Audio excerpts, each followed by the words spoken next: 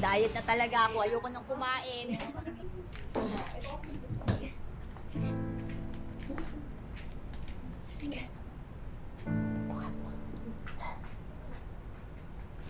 Sino siya, Rhea?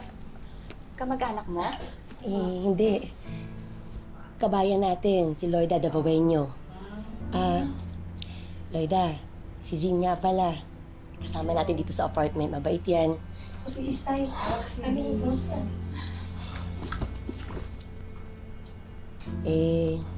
Nakita ko siya natutulog sa Hamad Airport. Wala man lang sumundo sa kanya. Nabiktima ng illegal recruitment.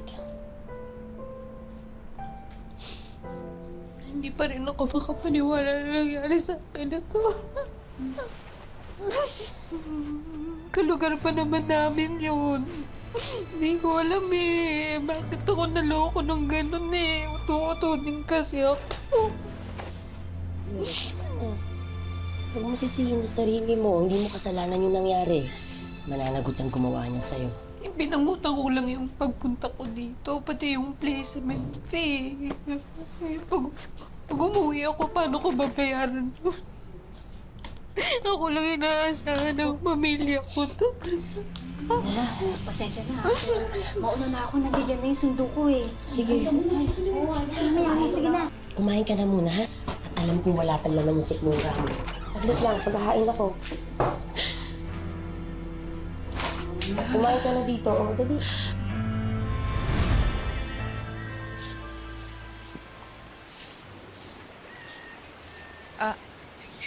Paste!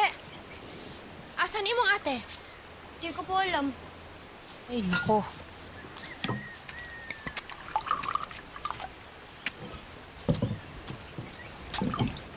Ano? Dis na ba gikan?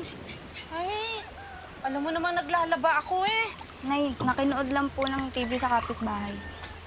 Uunahin talaga ang pagnood ng TV kaysa tulungan ako? Ewan ko na lang sa inyong mga bata kayo. Talaga nga naman. O sige na. Kumuha na ng plato doon, oh. Lagi na lang nakikinood ng Mare! TV. Oh, Mare, Mare. Napadaan ka. napasobra yung luto ko ng paksiw, kaya ayan, dinalan ko kayo. Wow, paksiw! Salamat. Magluluto pa lang sana ako eh. Si paring Mario. Nay, wala naman talaga kasi kayong lulutuin. Wala kaya tayong ulam. Ka nga sabat na sabat sa usapan ng mga matatanda. Sige na. Halika na. Paksiw! Ano, baka pauwi na rin yun maya-maya. Wala rin kasing iniwan na pera eh.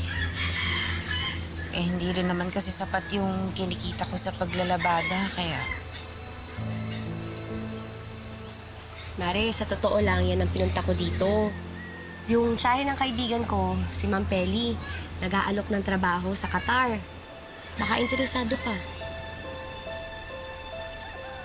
Anong trabaho? Clerk. Marami na siyang napapaalis, karaniwan, sa Middle East. Siya rin yung nagpaalis kay Tess at kay Mona. O di ba, nabalitaan mo si Mona, big time na siya ngayon. Nakapagpatayo na siya ng bahay.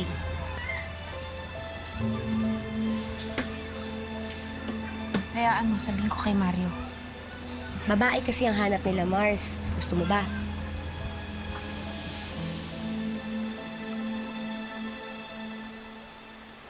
Alam mo, wala namang masama kung patulan ko yung alok ni Maring Rosa eh. Tsaka matagal ko na rin namang gusto mag-abroad. Sigurado ka. Abay, unsaon lang ang mga bata. Kinausap ko na nga siya.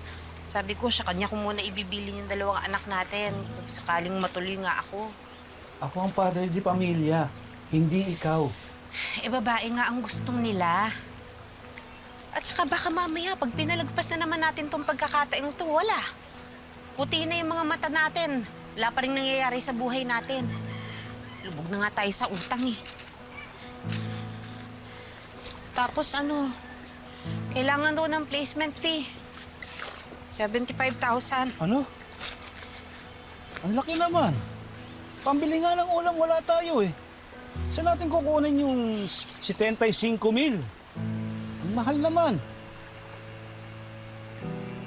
Uutang ako dun sa lending sa bayan. Makikiusap ako dun. Gawin na lang natin collateral yung lupa natin.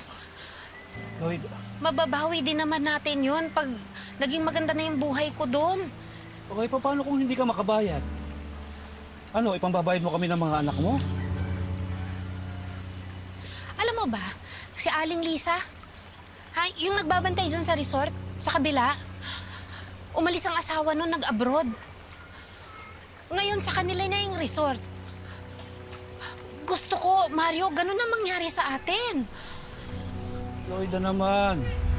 Huwag kang mangarap ng gising. Loida, nasabi mo ba sa asawa mo yung tungkol sa nangyari sa'yo?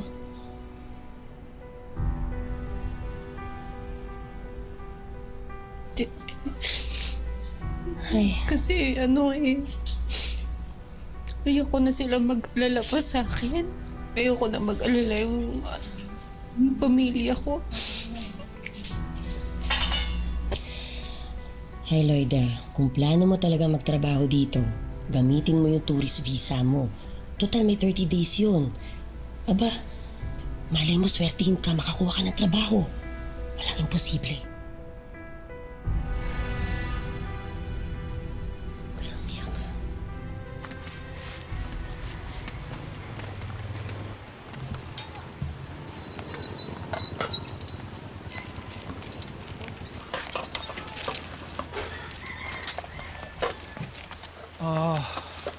Mare, Uy, pare, kumain ka muna. katatapos lang. Oo, sige. Katatapos lang. Bakit ikaw ang gumagawa niyan? Hindi naman ikaw ang katulong dito, ah. Nasaan nga pala yung mga bata? Nagpunta sa kapitbahay, makikinood daw ng TV, kaya ako lang mag-isa dito. Kamusta na si Maring Loida? روبارا ما في شغل هنا برو إن شاء الله goodbye I'm looking for a job. You have available for dishwasher, janitor, waitress. I can do, ma'am. no I can do. No. I'm very good. no vacancy here Very good. get ma'am. out Ma'am, please. I need. get out no vacancy here get Please, out ma'am. no get out Ma'am, I can. get out Okay, no ma'am. vacancy Okay, get okay, out. ma'am. no vacancy Ayos naman siya doon. Mag-iisang linggo na nga, eh. Mukhang maganda yung napasukan niyang trabaho. Sana magtuloy-tuloy na, no, para makatulong din siya sa'yo kasi naawa na ako sa'yo, eh. At sa mga bata, naawa ko sa mga